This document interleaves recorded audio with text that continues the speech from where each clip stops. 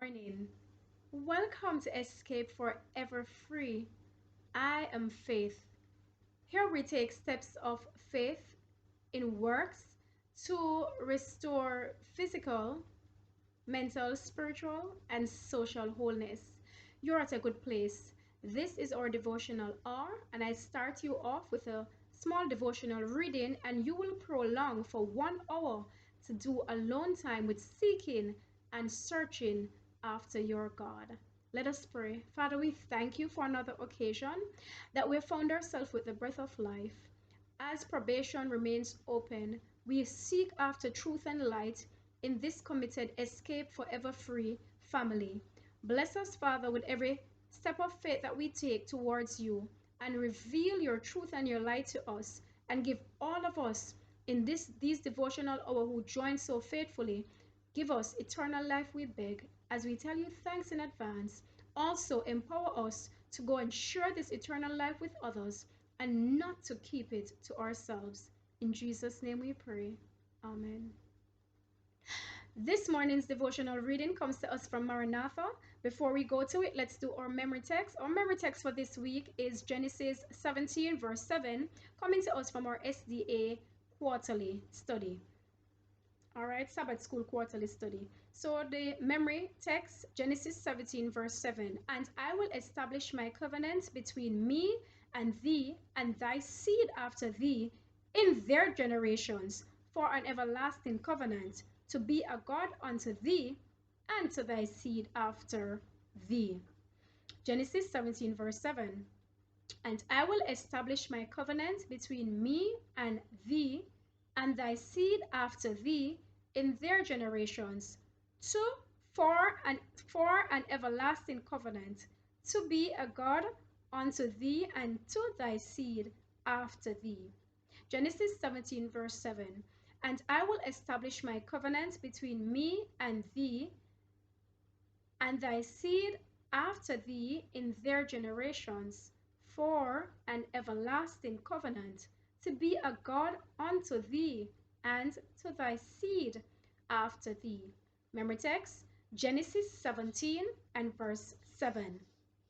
And I will establish my covenant between me and thee and thy seed after thee in their generations, for an everlasting covenant, to be a God unto thee and to thy seed after thee. May God help us to recall these messages in this text for a time when he chose to edify us, others, and to glorify his name. All right? Amen. Our devotional reading is entitled Promote Healthful Living. Promote Healthful Living.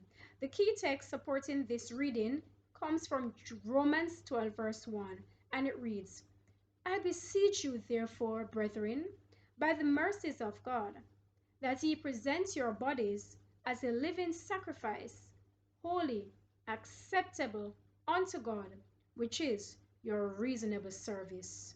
Amen. The reading now, promote healthful living. It is impossible for a man to present his body a living sacrifice, holy, acceptable to God, while continuing to indulge habits that are depriving him of physical, mental, and moral vigor. Again, the apostle says in Romans 12, verse 2, quote, be not conformed to this world, but be ye transformed by the renewing of your mind, that ye may prove what is that good and acceptable and perfect will of God. End of quote. We are in a world that is opposed to righteousness or purity of character, and especially to growth in grace. Wherever we look, we see defilement and corruption, deformity and sin. How opposed is all this to the work that must be accomplished in us just previous to receiving the gift of immortality? God's elect must stand untainted amid the corruptions teeming around them in these last days. Their bodies must be made holy, their spirits pure. If this work is to be accomplished, it must be undertaken at once, earnestly and understandingly. The Spirit of God should have perfect control, influencing every action. The health reform is one branch of great work, which is to fit a people for the coming of the Lord. Men and women cannot violate natural law by indulging depraved appetites and lustful passions without violating the law of God. Therefore, he has permitted the light of health reform to shine upon us, that we may realize the sinfulness of breaking the laws which he established in our very being. To make natural law plain and to urge obedience to it is a work that accompanies the third angel's message.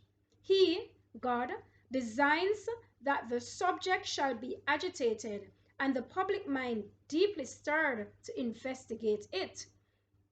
For it is impossible for men and women, while under the power of sinful, health-destroying, brain-enervating habits, to appreciate sacred truths. Did you get that? For it is impossible. It is impossible for men. Let me read it again. For it is impossible for men and women, while under the power of sinful, health-destroying, brain-enervating habits, to appreciate sacred truth. He who cherishes the light which God has given him upon health reform has an important aid in the work of becoming sanctified through the truth and fitted for immortality. So this morning we are reminded to promote healthful living, not just by word, but by deeds, by our very own practices. We are encouraged that we are to give in all of our appetites and our passions to God, to the Holy Spirit, surrender it all so that we can be given a new appetite for things that will glorify God, and appetites for habits that will glorify his name. Today, examine yourself. What habits do you have that are depraving you mentally, physically, spiritually, as God will have you climb, and socially? What are you doing which is outside of the will of God to affect these aspects of your very being? Your very being was created to praise God. If you pollute and if you deprave it of the things that should be good to build it up, you'll be guilty of an absolute sin. May God help us to examine ourselves and surrender all to him, so that our bodies can truly be made a temple in which he can worship and his Holy Spirit can dwell. Let us sing the song as we meditate and think about surrendering our bodies, our appetites, our minds, our entire being to the will of God. Take my life.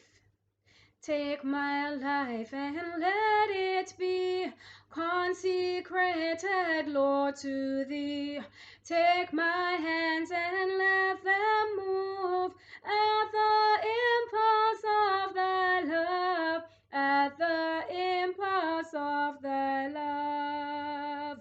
Take my will and make it thine, it shall be no longer mine. Take my heart, it is thine own, it shall be thy royal throne, it shall be thy royal throne. Take my love, my Lord, I pour at thy feet its treasure store. Take myself and I will be always only all for thee, ever only all for thee. Amen. Let us pray. Father, we surrender everything into your hands now, our entire being, body, mind, heart, and soul, habits, and we pray, Father, that you'll accept us now. Take our lives and our very being and let us be consecrated to your service.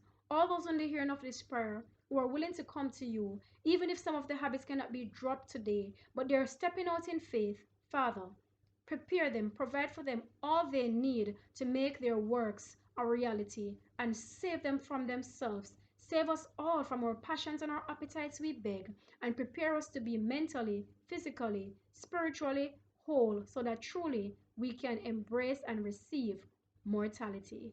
In Jesus' name we pray. Amen. I pray that you truly will take this step seriously and you will truly surrender your bodies to be consecrated to God's service, and you will monitor your health as it as if it is your eternal life also depends upon it and not just your earthly life, because indeed it does. Let the words of our mouths and the meditation of our hearts be acceptable in thy sight, O Lord, our strength and our Redeemer. Amen. Walk good. But above all, please walk with God.